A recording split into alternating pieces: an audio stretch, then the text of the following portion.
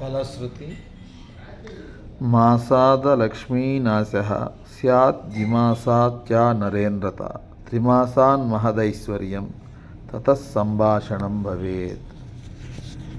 ఈ సహస్రనామాలను ఎవరైతే ప్రతిదినము ఉదయము, మధ్యాహ్నము, సాయంకాలం అనే 3 సంధ్యలలో సర్వవ్యాపకుడైన శ్రీనివాసుని విధి విధానం చొప్పున అధ్యయనం చేసి 3 సార్లు కానీ 5 సార్లు కానీ క్రమం తప్పకుండా నియమవంతుడై నామజపం చేస్తాడో అతడికి 1 నెల లోపల దౌర్భాగ్యాలన్నీ అడుగంటుతాయి. 2 నెలల్లో నరేంద్రుడవుతాడు.